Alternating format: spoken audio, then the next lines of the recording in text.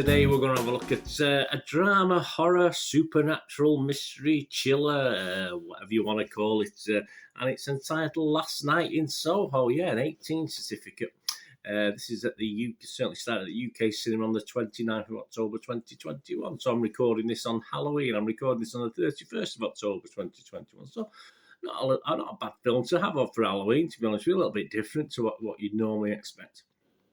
Goes to film stars Thomasin McKenzie, Anya Taylor-Joy, Matt Smith and Terence Stamp, amongst many others, and it marks the final film appearances of both Diana Rigg and Margaret Nolan, who died in September and October 2020 respectively. The film is, of course, dedicated to the memory of Diana Rigg. It's acclaimed director Edgar Wright's psychological thriller. Yeah, Eloise is an aspiring fashion designer, mysteriously able to enter the 60s. I do like these sort of weird things, I must admit, where she encounters a dazzling wannabe singer, Sandy. But the glamour is not at all it appears to be, and the dreams of the past start to crack and splinter into something far darker. Of course they do. All the comments and scores I'm going to give you now are as at 7 a.m. on the 31st of October 2021. Yeah, I am an early bird. So whenever you're watching this, please take that into account. Rotten Tomatoes, yeah, let's have a look at what they think. 73% of their 202 reviews, so no mean number there, are positive. An average rating of 6.8 out of 10, so that's not too bad, is it? That's 148 fresh with 54 rotten. Rex Reed wasn't so hot on it, though. He's a bit of a rotten tomato on this one, yeah. He's from The Observer. He said, the problem with this movie is the way it continually defies logic to the point of silliness. Well, it's not real life. It's not. It's a fantasy supernatural thriller. I mean, the logic perhaps doesn't come into it, but I understand a little bit of what he says. We'll talk about that in a minute. That's all today's target audience for Edgar Wright movies asked for. Well, there you go. If you like Edgar Wright and that's what you want, why not? I mean, just remember back to Shaun of the Dead, don't we? Things like that. Beth Webb, though, was a bit more impressed. She wasn't such a rotten tomato. She was quite happy with this. She was from Empire magazine, of course. A few flat ideas aside, she says, this is handsomely made horror film that expertly utilises the frightening talent of its young stars. It does, and draws right into a new, exciting chapter. There you go, the consensus, the whole website, put all the guys together in a big mix, and this is what you get. Although it struggles to maintain its thrilling early momentum, yeah, I can't disagree with that, actually. Last Night in Soho shows flashes of Edgar Wright as his most stylish and ambitious.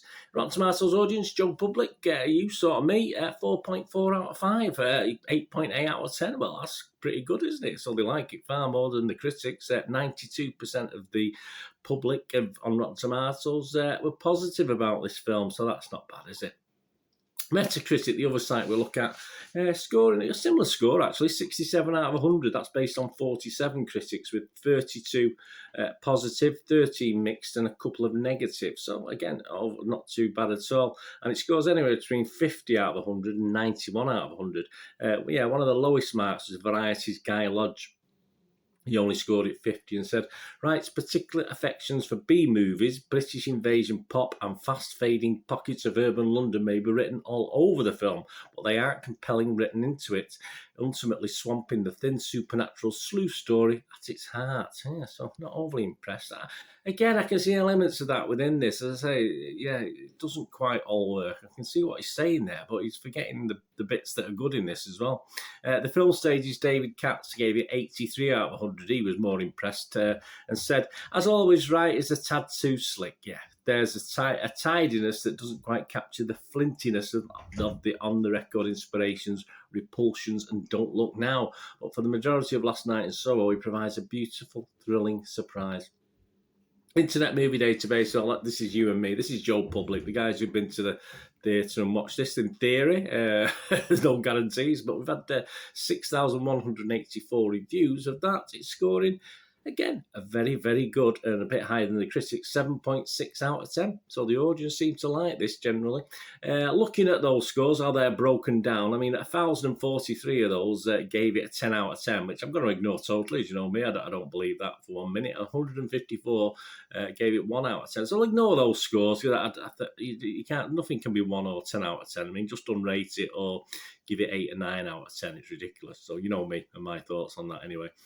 So we have 4,000 1,597 people who scored it between 6 and 9. And 390 only people who scored it anywhere between 2 and 5. So overall, a 92%, we're talking positivity, very similar to the figure we looked at before, a 92% positivity from the audience, from Joe Public. Right, my thoughts, yeah. One critique, as I said, that first one we talked about, wasn't it? It said it defies logic. Well, that's the whole point of films like this. They don't have to be logical, do they? It's a supernatural drama thriller. It's part fantasy. Logic isn't always there, is it? And as long as it entertains me and I can see some story to it, I'm quite happy with it. So, yeah, I don't quite agree with that critic. It does go from excellent and gripping, mainly in that first half. Yeah, I think someone pointed out before, it does start to run out of steam just a little bit, get a bit messy. But, yeah, it does go from excellent and gripping to a bit unfathomable and strange, I thought. I mean, I had to sort of really concentrate at times as things were thrown at you. But throughout, what kept me coming back was the soundtrack. I think the soundtrack was brilliant, obviously. Perhaps it's because I do like the 60s stuff anyway, but some superbly shot scenes as well. And some messy scenes, as I said, which are a bit throw too much at you for you to brain to take in fully. But the feel of that 60s is caught superbly, sort of glitzy feel, but with that sinister dark underbelly at the time, which I can fully appreciate. The scene I could watch over and over again. I just thought I'd mention it. It's one of my favourite scenes, which I could watch you have little snippets from films. I could watch this time and time again. Would be the Rialto at the Rialto Club and the puppet on a string sequence. I thought that was superbly shot and put together from an acting point of view, from a scene point of view. I thought it was brilliant.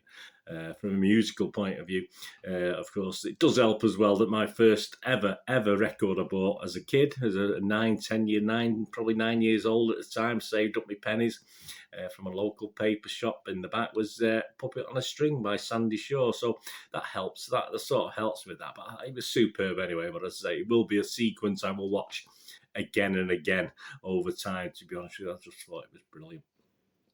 Yeah, I like most of Wright's stuff. It doesn't always. He's a bit quirky. He doesn't always work. Obviously, we don't have the sort of dark humour in this that perhaps we see in some of his stuff.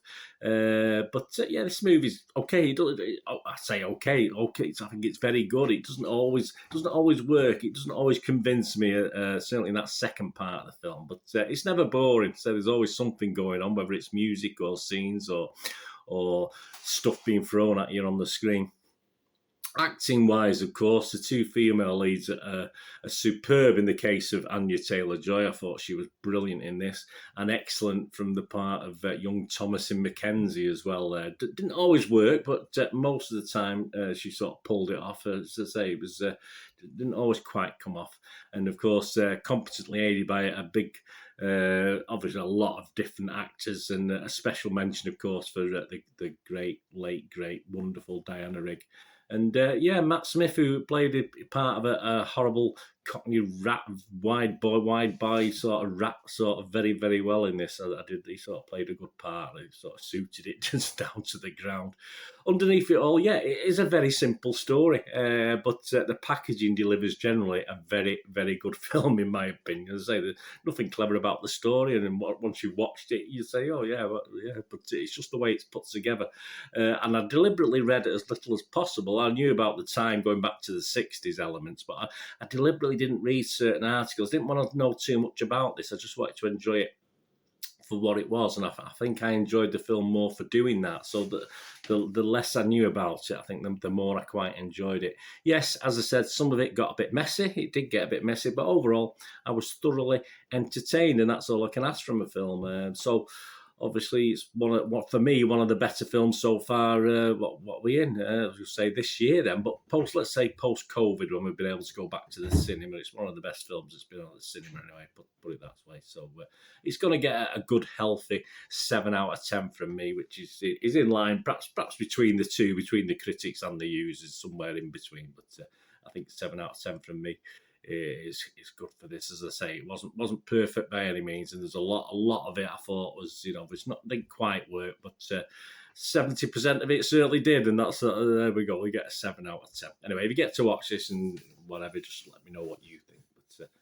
Thanks for joining me today for this. What we're going to do rest day. Have a great one. Look after yourselves, look after your friends, look after your families. More important, let's all look after each other till we meet here again on the Film and TV channel. Perhaps have a look at my Citizen channel, my channel on my football team, Manchester City. Wherever it is, if it's back here, that'd be absolutely brilliant.